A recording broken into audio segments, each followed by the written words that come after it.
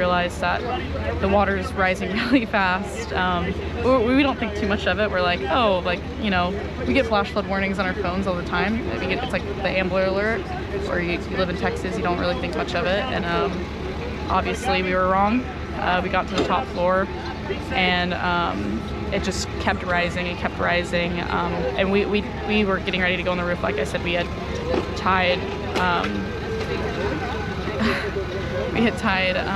bed sheets together to bring ourselves to the top, and right before we climbed out, we realized that we were fine.